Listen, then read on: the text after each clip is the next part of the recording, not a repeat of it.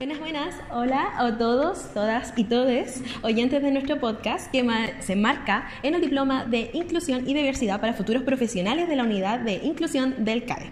Nosotras somos todas estudiantes de la Universidad de Concepción de distintas carreras, pero unidas por un propósito en común, que es formarnos como monitoras de cambio. Yo soy Paloma Lucero, me pueden decir Pepi, y soy estudiante de cuarto año de enfermería.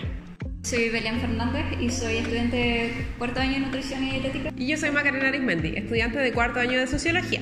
Y hoy nos reunimos a conversar acerca de la inclusión, esto a grandes rasgos por supuesto, ya que es un concepto amplio, con una historia amplia también. Podríamos empezar definiendo los derechos humanos quizás, el concepto de derechos humanos. ¿Qué es lo que ustedes entienden con derechos humanos? Bueno, primero que todo, los derechos humanos es algo con lo que uno nace y muere en realidad, es algo a lo que nosotros todos, sin discriminación, tenemos derecho. A todos nos dan por igualdad, sin diferencia, y nos hacen sentirnos como con paz, con nuestra dignidad y sin distinción alguna, como decía anteriormente. Bueno, además, dato no menor, el Estado y todos los Estados a nivel nacional y mundial tienen que respetar y realizar las acciones correspondientes que nos permitan desarrollar nuestra vida de la mejor forma posible en contexto de los derechos humanos. Y ahora veamos, incluyendo lo que nos convoca hoy, qué es lo que nosotras entendemos por inclusión, equidad, igualdad, creo que era así. Igualdad quiere decir lo mismo para todos sin importar qué. Por otra parte, la equidad reconoce las diferencias y las necesidades específicas de las personas. Eso quiere decir que si una persona necesita más ayuda para llegar al mismo resultado que alguien más, se le va a brindar más ayuda.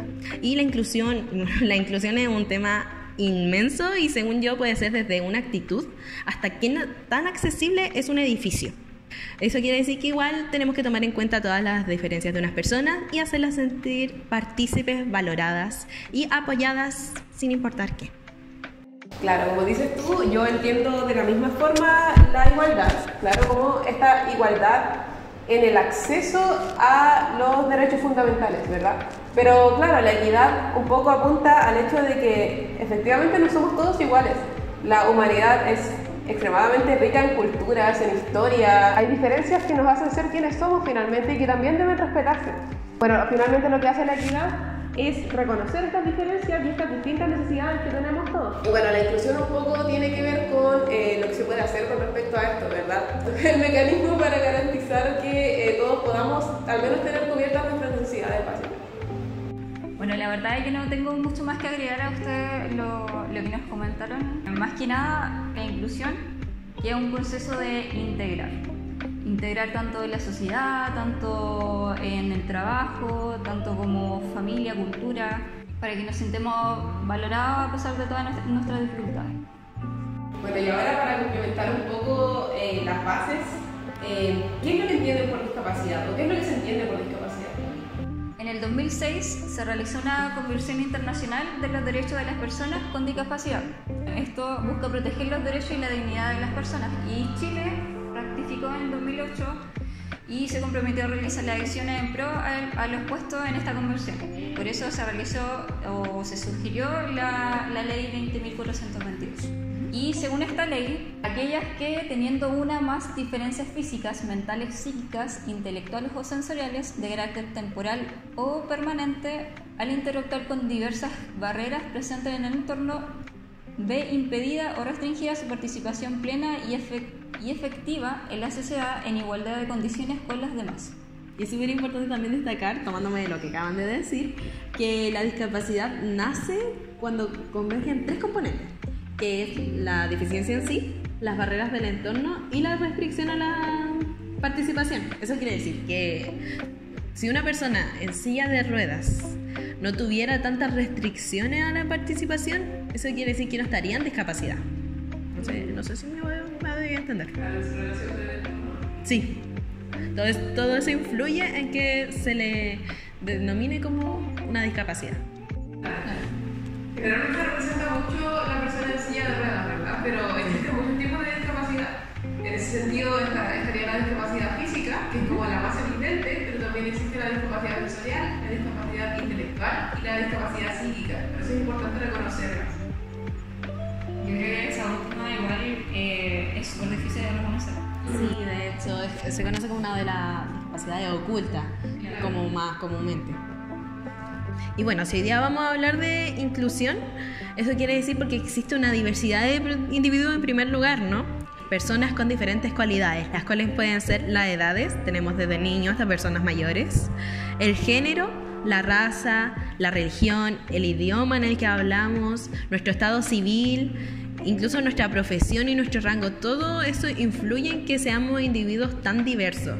Bueno, tomando en cuenta eso, también creo que es bueno hacer la distinción, definir la discriminación y la exclusión, ¿cierto?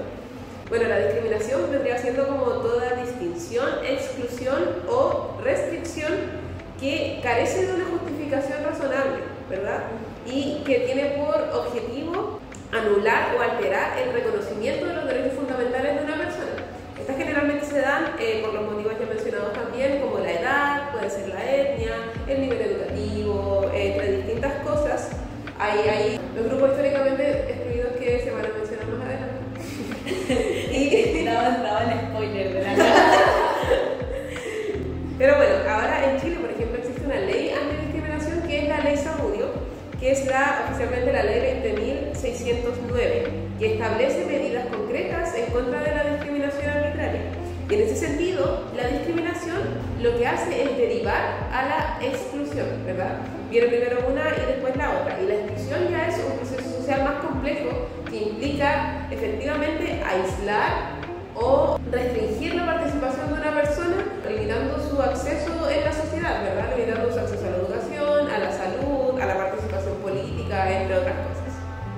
Bueno, y tomándonos de este último punto, hablemos un poco de historia, ¿les parece? Bueno, históricamente siempre había una población social de personas mucho más vulnerables, por así decirlo, excluidas por la vida social, que históricamente siempre como que han tratado de salir adelante o de verse un poquito más visibles. Estos grupos pueden ser, por ejemplo, los pueblos originarios, las mujeres, la diversidad social, sexual, las personas con discapacidad, las personas mayores, los migrantes y también por último las personas vulnerables social.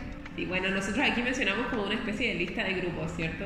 Pero por supuesto que dentro de cada grupo hay miles de personas con sus propias vivencias, sus propias historias en realidad. No es simplemente una lista burda de características que han sido excluidas históricamente. Y en ese sentido, creo que es importante reconocer las redes que existen y que socializan con estas personas, ¿verdad? Y que tienen también el deber de eliminar estas barreras. En ese sentido están las redes primarias, que vendrían siendo, por decir así, las más íntimas de cada uno de nosotros, que son las familias, los amigos más cercanos, y cuyo apoyo, por supuesto, es fundamental en el desarrollo correcto de todos y todas. Y pasando de ahí podemos pasar a las redes secundarias, ¿verdad? Las redes secundarias son un poco más lejanas en este sentido. Vendrían siendo ya, por ejemplo, el grupo, tu curso en la escuela, vendrían siendo tus compañeros, en tu lugar de trabajo. Estas vendrían siendo las redes secundarias. Y por último, y una de las más relevantes, son las redes institucionales, que tienen que ver con los servicios públicos, la educación, la universidad, todas estas redes que por así decir, son más grandes que nosotros y que también tienen el deber de garantizar la inclusión de todas las personas a esos espacios. Las instituciones son las redes finalmente que nos integran en la sociedad. Ya, bajo esta misma lógica que tú vas diciendo, podemos hablar sobre algunas barreras existentes, que pueden ser las barreras arquitectónicas, como por ejemplo, acá en Concepción, no sé si se han dado cuenta, pero muy pocos buses que tienen la posibilidad de llevar a personas con dificultad, a las personas que están en silla de ruedas. Y solamente lo he visto, por ejemplo, en estos buses que son electrónicos, que están recién ahora como integrados como este año, y creo que sí, son como dos y ni siquiera están en todos los lugares. ¿Y a ustedes se les ocurrió otra barrera? Toda la razón, la verdad, yo no sé si ustedes han notado estas baldosas que tienen como relieve, que de repente están en las veredas. Bueno, se supone que estas son para personas con discapacidad visual o baja visión, y la verdad están solamente en cierta parte de la vereda. Se supone que las personas que que las necesitan a lo largo de toda la vereda, tienen que cubrir toda la extensión. Y solamente llegan hasta cierto punto. Bueno, también están por otro lado las barreras sociales, ¿cierto? Que no son tan evidentes, en este caso como las arquitectónicas quizás, pero existen y representan un problema. Por ejemplo, no sé, cuando un profesor da una clase, inicialmente esa clase se prepara pensando en el tipo de personas que van a escucharla. Lo correcto es como integrar distintos mecanismos para que personas, por ejemplo, con discapacidad auditiva puedan también entender esta clase en ese sentido. No sé si me explico. Claro, y además tenemos las barreras actitudinales. Y son las más complejas de trabajar en el video porque siempre ha habido como un estigma o siempre ha habido prejuicios frente a esas personas, ¿entiendes? Y siempre han sido como grupos que son históricamente discriminados.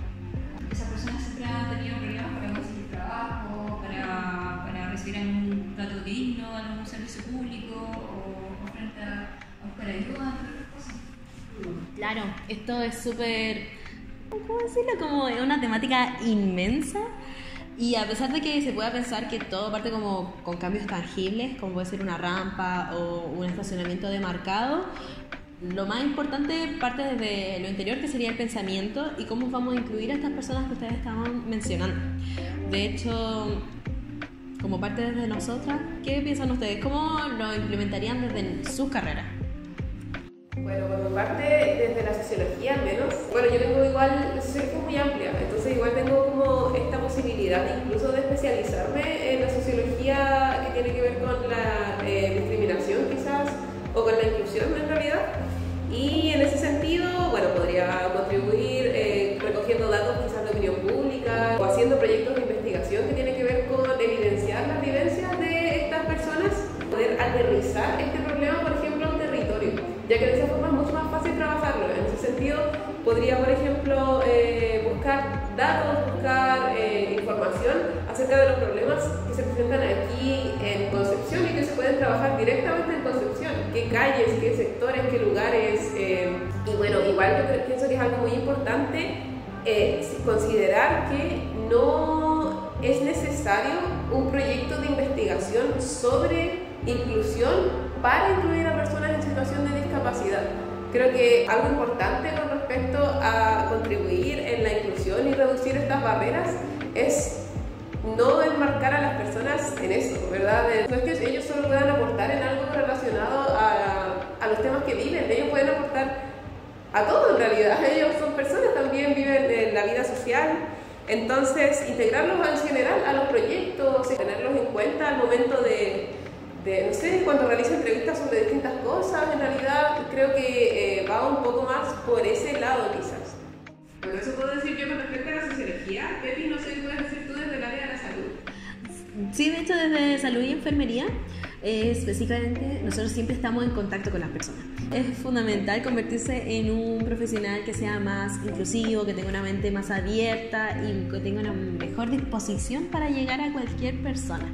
El mundo está en constante cambio y cada vez hay mayor visibilidad sobre la diversidad.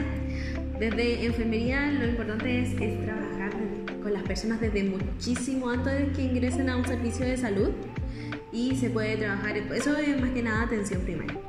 Pero en el caso de que lleguen a estar hospitalizados, estar enfermos, siempre es un proceso incómodo. Entonces es importante el averiguar las necesidades específicas, las preferencias de las personas, para ver cómo nosotros podemos actuar para incluirlos de buena forma y hacer su estancia lo más amena posible. También se puede contribuir en educaciones. Siempre es importante estar educando a la población sobre distintos tipos de temas. Y también, como dice la Maca, en enfermería también aportamos con harto las investigaciones. Entonces, por mi parte, yo creo que eso son hartas cosas en las que podemos trabajar como nosotros en salud. Bueno, y por mi parte, en mi carrera de nutrición yo creo que podríamos hacer más inclusión, adaptando todas las minutas, todas las planificaciones alimentarias para cada diversidad de personas, porque somos amplios. Entonces hay personas que tienen intolerancia a la lactosa, hay personas que tienen alguna enfermedad que, no sé, la enfermedad celíaca, que no pueden comer gluten, por ejemplo, o opciones vegetarianas, opciones veganas. hay culturas que no pueden comer carne, ¿me entiendes? Entonces nosotros como nutricionistas tenemos que adaptarnos a ese tipo o incluir a ese tipo de personas, ¿me entiendes? Hacer planificaciones pensando en su realidad, en su cultura y en su ambiente, en qué sector están, si tienen disponibilidad de alimentos, disponibilidad económica, en todo ese tipo de áreas. Entonces yo creo que eso, y tratar de fomentar la accesibilidad de la educación alimentaria y más lugares en donde estas personas puedan comer. Y ya fuera de nuestras carreras, ¿cómo creen que podrían aportar a la inclusión desde su propia realización personal? Bueno, yo creo que primero que nada posicionarnos en nuestros roles en la vida social, como hijas, como hermanas, compañeros de curso, como profesoras, profesionales, en todos estos espacios que tenemos nosotros. Es importante, en primer lugar, dar el ejemplo, creo yo, porque se puede predicar bastante, pero uno tiene que dar el ejemplo en estos espacios. ¿En qué sentido? Si es un tema que no se habla, es un tema que se debe poner sobre la mesa y alguien tiene que hacerlo.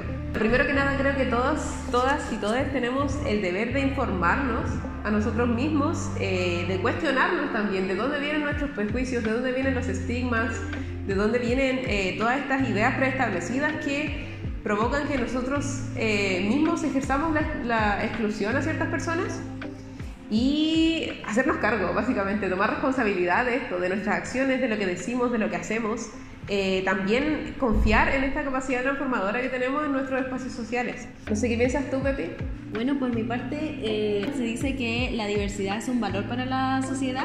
Por ejemplo, mientras más diverso sea un grupo, más enriquecedor es. Yo creo que como estudiante es súper importante eso de tener buena disposición para trabajar con cualquier persona, sin importar qué. Siempre ir por delante con una mente abierta. No sé qué piensas tú, Belén. Bueno, yo en realidad en mi rol como estudiante, yo creo que igual como todas, intentar alzar la voz si es que vemos algún tipo de discriminación, ayudar también a personas que no tienen acceso a compañeros de nosotros, obviamente con el respeto que ellos se merecen, porque si bien no todos necesitan o no todos tienen ayuda. Mi rol como esposa, no sé, más adelante criar a mis futuros hijos con respeto, que respeten a los demás, que traten de incluir siempre a las personas. Han surgido varias veces preguntas de mis padres hacia mí sobre las personas, por ejemplo, de diversidad sexual. Entonces es un tema que ellos de repente no comparten mucho, pero yo por lo menos puedo ser un objeto de enseñanza. Ahora podemos hablar un poquito más de la inclusión en el ámbito ya social. Incluso podríamos dar ideas, ponernos creativas sobre cómo podría esto implementarse más adelante. Por ejemplo, podría ser implementar la lengua de señas desde que los niños son chiquititos. Desde kinder incluso se puede comenzar con pequeñas canciones que incluyan lengua de señas. Y yo creo que es algo que podríamos intentar desde mucho antes. Yo creo que es realizable, y yo creo que también podemos... el ministerio también puede ayudar en esas situaciones, o sea, inculcar o tratar de hacer como, no sé, una reforma, una ley o algo que se pueda inculcar desde pequeño el tema del lenguaje de señas. Una de las barreras que podría ser importante de la edad, el tema de las barreras arquitectónicas, los ascensores, el tema de los semáforos con sonido para las personas que tienen discapacidad auditiva. Lo que mencionaste hace el lado de negrita, claro, y también que lo respeten. Todos pasan por ahí, ¿cachai? El tema del respeto, de la inclusión y concientizar a las personas para que todo pueda ser más inclusivo. Por supuesto, cuando hablamos de hablar las cosas, creo que es importante también esto de enseñar desde las infancias temáticas con respecto a la inclusión, porque la gente no puede empatizar con lo que no conoce. Y en ese sentido es importante que puedan conocer todo esto, conocer estas realidades, conocer estos mecanismos que podemos implementar en la vida diaria para integrar distintos tipos de realidades, distintos tipos de situaciones y poder lidiar de esta forma con todo en general, como con la vida. Quiero hacer el llamado también a todos, todas y todes a hablar estas cosas, a no tener miedo de ponerlas sobre la mesa y no solo pensar en la integración como algo, por ejemplo, laboral o algo así, sino que en los círculos de amigos, la sociabilización en sí, y empecemos a utilizar todos estos mecanismos que tenemos de información y difusión. Bueno, y en ese sentido hacer la invitación a todos, todas y todos quienes están interesadas en esto, a continuar informándose, a continuar hablándolo, y todavía se pueden hacer cosas al respecto. Desde todas las áreas, desde todos lados podemos contribuir a ser agentes de cambio. Sí, es verdad. O sea, mientras más personas estemos comprometidos con estos cambios, es mucho más real el sueño, en realidad. Esto se transmite de persona a persona, entonces mientras más se va a difundir. Toda la razón. Grandes cambios pasan por acciones pequeñitas, así que se hace un llamado a que todas las personas no subestimen el poder de sus acciones, de lo que son capaces, porque así podemos construir una mejor sociedad. Creo que ya lo hemos hablado todo, de verdad. Así que muchas gracias por escucharnos hoy. Esperamos que les haya gustado este humilde episodio que hemos hecho con muchísimo cariño y mucha paciencia y esfuerzo. Así que eso sería todo. Muchas gracias y nos vemos. Chao.